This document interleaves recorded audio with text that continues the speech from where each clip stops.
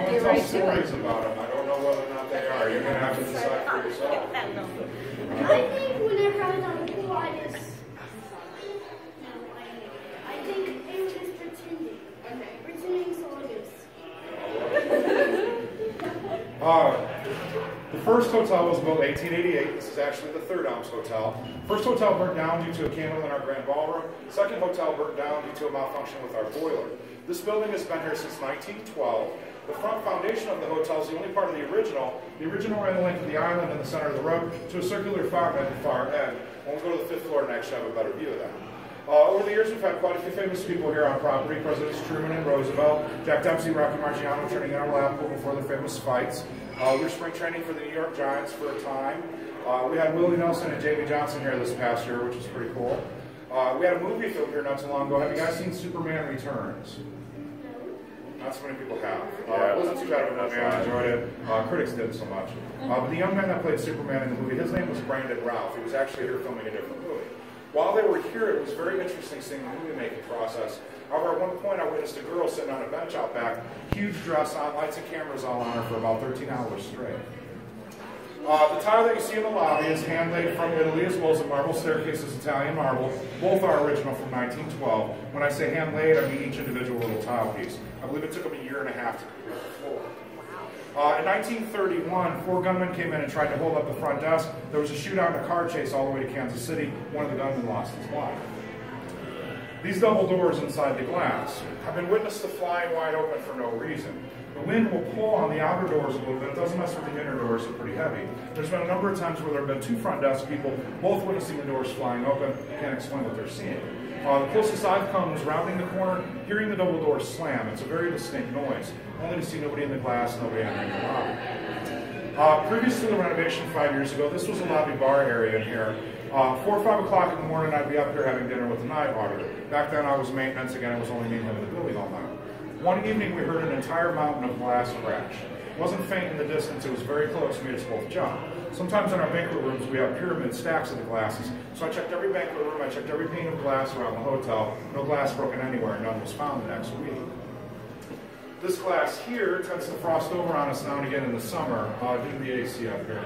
One evening, we were sitting up here on some couches for about a half an hour. We noticed a handprint and a child's handprint up here below it on the door. We didn't see anybody, let alone somebody and their child, since it was like 3:30 in the morning. So we were kind of laughing and joking about it. My friend went in to use the restroom. I decided to be a smart guy and write "get out" backwards on the glass. She came out, saw that, was like, oh, how funny. Well, what I had written on the glass was frosting back over almost immediately. Handprints ended up staying there till morning. Pause for dramatic effect. One evening, I was standing next to the front desk there talking to the bartender and the night auditor. Out of the side of my eye, I saw head and shoulders coming down the stairs, rounding the banister to come down the marble. What drew my attention up there was that I actually heard the clothes moving. I want to say it was like nylon, but it was more like parachute pants. You guys remember those? That's what it sounded like to me. I glanced up and disappeared. Nobody came down the stairs or went up. Since then, other maintenance men, housekeepers, and guests have been telling me stories about seeing shadows flying all around the hotel. We actually had a guest catch a picture of one in the Regent Ballroom. It was pretty interesting. At this point, we're going to go to the 5th floor where we'll continue. We won't all fit in the elevator at the same time, but once we get everybody up there, we'll start again. Feel free to take the stairs. If you do, you get stopped by a wooden door in front of the 4th floor elevator. I'll be right there to let you into the 5th floor. We'll see everybody upstairs. Did you have questions? Yeah, with what frequency have you encountered these things? Once a month? A couple times a year? Back when I was here nightly, it was probably once every few months I had something happen to me. But I get stories nightly, and I no longer stay online and get stories. But feel free to cram in the elevator the best you can. We'll see everybody. When you check in up here, you get a private key to the floor. Depending on the night, you get a happy hour and a small buffet. The concierge up here, her name is Debbie. Wonderful woman, takes very good care of everybody up here. She makes a maraschino pound cake we all fly with. If I can draw your attention out the front window, you'll see the island in the center of the road with a circular fountain at the far end. That's the original front of the Elms Hotel. The reason this building is on the back side of the foundation is they started building this before the mess from the first fire was even cleaned up yet. As far as we know, nobody died in the fires. But it was 5 stories. 2 of the stories were covered veranda porches all the way around it. It was very beautiful, but it was all wood and went up very quickly. The fountain at the far end down there is actually a new fountain as of last year. I waited a year for them to put that thing in. People in the area had to have it put in laundry detergent in the old one. Couldn't wait to see what a newer, bigger one was going to do. It really does put suds all over the road down there. Nobody's tagged it yet, but we had blue red for the Royals last year. This floor was added onto the second hotel after it had burnt again due to the boiler, in which that's the original boiler cover on the wall there. We also have the other boiler cover, but we don't have half of it due to the fire. This couch is amazingly comfortable. I want one. This would be my spot here. That'd be my remote spot right there. It took 5 guys 2 trips to bring these up the stairs. As a matter of fact, every bed, every couch in all of our rooms and all of our suites were all brought up by hand. Our service elevator is about the same size as that one. We have 153 rooms. To give you some scale, the original hotel had 306, exactly double what we have. So you can imagine the size of it. We have 21 rooms up here total. They range from a regular queen deluxe all the way up to our presidential suite, which is room 500. It's in the far corner. It's our Roosevelt suite. We had a man by the name of David Stevens. He's a jazz musician. He ended up doing KCTV5 Live Christmas special for us one year. Looks like Elvis Costello, if you know who he is. But he got woken up 3 times throughout the night hearing women's voices in his living room area. He got up to see what housekeepers had broke in on him, what have you, only to find nobody there. Only to find out the next day he was the only individual on the floor. Pause for dramatic effect. Great, that's where we're staying. Tell me about that side. That's your 500? That's where we're right down there. Housekeepers will tell me about that side. They'll set something down on the counter in one of the rooms. They'll turn around. It'll be on the other side. I'm excited now. On the side that we're on? Yeah, this hallway here. I had a woman take my tour this past year. Told me she worked here like 20 years ago. Told me a story about vacuuming in the hallway here. The vacuum turned off. She turned around and checked the plug. The plug was across the hall where nobody else was in the hall. Couldn't explain it. The funny thing about that is that today's housekeepers tell me the same story. Vacuum thing happens to them all the time. Sweet. Great. They would vacuum. I'm not going to sleep at all We tonight. have 16 acres here on property. Descending from the fishing river on our east side, it runs the length of our property, cuts us off out back. The decking that you see out here used to be wooden decking with a second level floor. I'm excited now. There were jacuzzis with waterfalls into other jacuzzis, bless you. From what I understand, bless you, Dan, it was very beautiful. The flood of '93 came in and destroyed all that. It was renovated to look like it does. The pool shaped like a bell for Southwestern Bell when it was built. Can't say we got any kind of discount phone coverage for that. However, somebody told me recently they thought it matched the Taco Bell symbol. It's either that or Arby's or Snapchat. It's pretty close. A couple months ago, a guy told me it looked like a ghost from Pac-Man or Darth Vader's helmet. Oh, that was pretty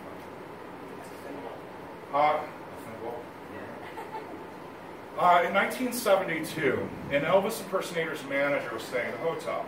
He went on the 4th floor fire escape out back for a cigarette. Having had too much to drink, he unfortunately fell to his death back there. The Elvis impersonator that he was in town representing was doing a benefit for an individual that had been shot. My first year here giving this tour, I had a couple dishwashers join the tour, one of them being an older gentleman. Come to find out, he was the individual that had been shot. Very small world as far as I'm concerned. But as I told you before, Fishing River cuts us off out back. However, woods and fields go back about 20 miles all the way to the Missouri. You come across the occasional gravel road, 210 highway, but that's about it. Because of that, we get a lot of wildlife that comes up through here. One evening as I was walking back to the hotel next to the gazebo there, after hunting for the father of the groom drunk off in the woods, I found out we have screech owls on property. Have you heard a screech owl let loose? For those that haven't, it sounds like a woman screaming at the top of her lungs. It's been compared to a child's scream as well. It decided to do that about 10 feet above me in the tree as I was walking underneath it. I was running and hadn't realized I started. Because of that, I don't much like the back of the property. I always felt like Bigfoot was going to come walking out of there. But I'll never forget that night. The father of the groom, his name was Larry. We ended up finding him up on the bluff. He was standing there with his head against the tree. Whenever we'd yell out his name, Larry, he'd be like, what? It took us forever to find the guy. Back then it was all unmowed, tall grass back there. I was completely soaking wet by the time I came back and met the owl. You can tell by the sound of my sneakers running away. You guys follow me, we're going down a flight, and I have to apologize for my jokes. I am on the job. First year here, I was in 422 over there. Went walking by the bedroom TV. It turned on me for no reason. Tried using my radio light and my room key card to get it to come back on. Nothing worked. Finished my work in the bathroom. Came back by it. Again, it turned on for no reason. The years that I've been here since, I haven't had that happen again in any other room. About 2 years ago, I had a father and his 2 daughters take the tour. They all got buck-eyed on me when I told that story. Apparently, the same thing had happened to them twice earlier in the evening, same room. What I didn't tell them was that that's the room in the 70s in which a man held his wife hostage, shot her and then himself in the room. I didn't find that out until 2 years after it had happened to me. Me and management had words at that point. Hard to explain, it keeps happening in the same room. Room 415 behind me. I've been told that you guys are listening to the show. That's ours? I'm surprised you didn't pick the room on purpose with what you were telling me earlier. Oh my god.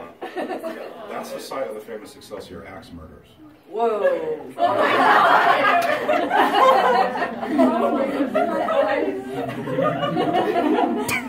I do have a story for the room, however, it's not as bad as that.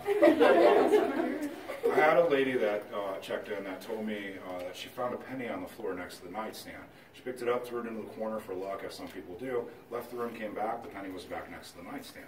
Again, she picked it up, threw it in the corner, and left. Told me that when she came back this time, there were now two. She said she was staying in at this point, decided to throw both pennies back into the corner and go to sleep. Told me that when she woke up in the morning yet again, both pennies back next to the nightstand. At that point, I was asking her why she wasn't throwing dollars. I've got people on the tour throw hundreds, but I'm not 200 come back. Room 425, which is halfway down on the right, is the busiest room in the hotel as far as I'm concerned. I've gotten more stories off of that room than any other. People tell me they felt somebody sit on the end of the bed, they look up, nobody's there, shadows in the room, the alarm clock won't shut off till you unplug it. I've been called for the AC and the heat more times than I can count. I get up there, it's working fine. About 10 years ago, I ran into 4 women checking out at the front desk at 11:30 in the evening, which is highly unusual. I walked up to them, I said, is everything okay? Is there anything I can do for you? They told me the story of how they were sitting in the living room, the door handle started moving. We were a busy hotel that night, there were people everywhere, and so they yelled out, wrong room. Door handle stopped and then started moving again. Again, they yelled out, wrong room, went and looked out the peephole, nobody there, opened up the door, looked up and down the hall, nobody there. So they got freaked out, and so that's enough of that, which is where I ran into them checking out. I had to be the one to tell them. The door handles are actually independent. You move the outside handle, the inside handle doesn't move. I had to tell them the ghost was trying to get out. They didn't appreciate that.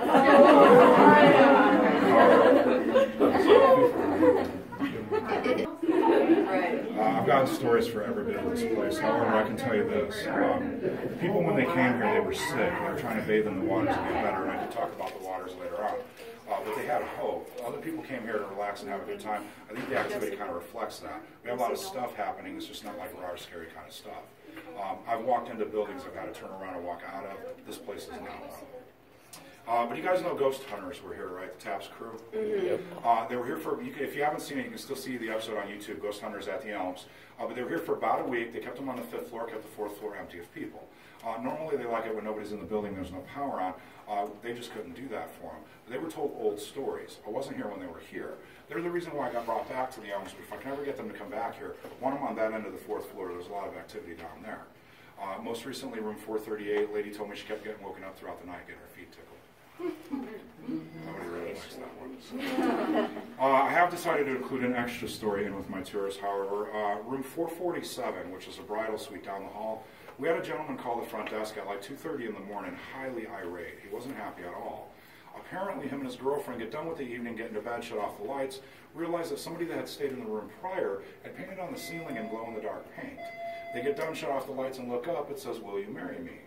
His girlfriend says, "Oh my God, yes, I love you." We apologized over ourselves and painted the ceiling the following night. As far as I'm concerned, he can't recover from telling her, "No, it wasn't me." About her daughter, Leslie. Okay. Anne Rule's a famous ghost story writer, nonfiction murder mystery writer. A couple of her books turned into major motion pictures. She's the one that did the book about Ted Bundy when all that had happened. Her daughter, Leslie Rule, does the same kind of work that she does. She ended up being here for a couple days doing research for one of her books. She used my story in her book. I got a picture in the book I was able to take home to show Mom. I was very proud. However, about 8:30 in the evening, I came down the stairs here, saw the reflection of legs coming down the stairs behind me. Black nylons, black shiny dress shoes, white shiny bow on the toe. I took 2 steps, turned around, said, "How you doing this evening?" Nobody there. There's no way they got up the stairs without me seeing them. There's no way they got around me. As a matter of fact, they were nice legs, so it was more like, "How you doing this evening?" Nobody to be there kind of threw me. I stood here for about 30 seconds deciding whether or not that actually happened, whether or not I was going to stay working at the Elms. I had a handful of stuff I decided to keep on going. But as you can see, the reflection is fairly clear. Up until about 3 years ago, that was my most vivid experience here. I'm wondering what happened to me 3 years ago later on. This side of the hotel at one point was timeshares. There was a woman staying in 300, which is our Truman Suite. It's in the far corner. She'd come home from work every day and walk her dog. Story goes, she came home, opened up the door, dog took off down the hallway like a shot. She chased the dog down and rounded the corner in time to see a woman going into the wall. Dog stopped barking, came back to her. They say that they see a woman on this floor. When you approach her, She becomes distraught, will pull hair and throw things. They also say that they see a little girl on this floor. I've yet to come across either one.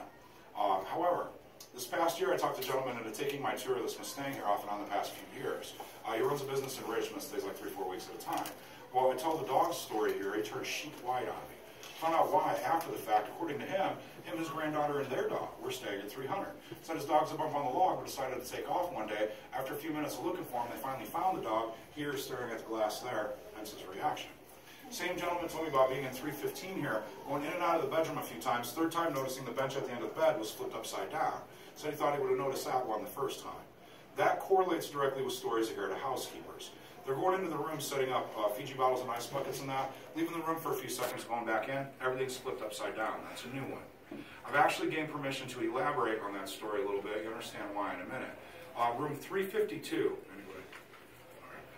352 was the first time that happened, and it happened to a housekeeper friend of mine. She very literally stepped out of the room to her cart, went right back in, that's what she found. Everything she had just done was flipped. 6 months later, same room. We had 4 inspections on the room the day it was clean.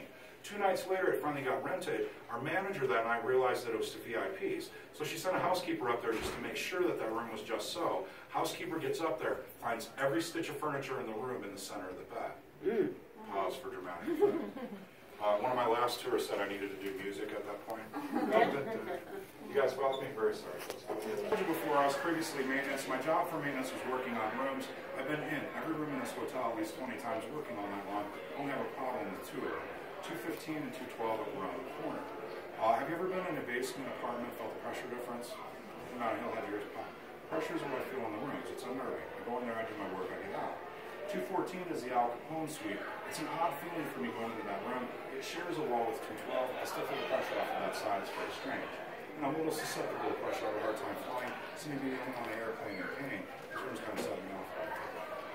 But Al Capone, when he stayed here, he stayed in that room. It overlooks the awning out in front of the Elms. Bedroom's got a big, like 5 windows that allow him to see all 3 roads coming in. Whenever he played cards here, he played in the Truman boardroom, which is right above the front desk. Glass in the front allowed him to see the lobby. Glass in the back allowed him to see the back of the car. Right down the stairs here is the Library Lounge Tavern. If you guys have a chance this evening, take a peek inside. You understand what I'm talking about a little bit better. But my first year here, we used to padlock and chain those doors. Nice big brass setup. 2, 3 o'clock in the morning, I'd be outside cleaning the pool area. Shadows were forever moving around in there, catching my eye.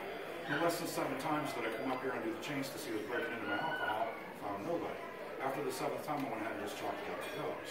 Well, that same year, we had a bartender working here by the name of Kristen. She ended up staying at the hotel one night, was out in the hot tub outside. She witnessed a gentleman standing in the bay window of the bar they were looking at. She figured it was me because the man got with keys in the building to be able to get into the room, so she throws up away. All of a sudden, I come out of the lap pool door right next to her. Since that day, she refused to be in that room by herself. She come to the hotel and help her stop here until the first guests arrive. Come down to the evening, help her clean up, cash out, walk her to her car, watch her drive away every evening. Did that for about 5 years. They say that there's a guy in a white suit that comes out of the bookshelves at you in there. I've yet to come across him, and I'll let the person in. One afternoon, our director of operations, who's our number 2 guy, went in there to set up for a wine tasting. He put a box on the bar, went out the back door for about 30 seconds, he stated, came back in time to see books lining the floor all the way to the bar with a glass on each book.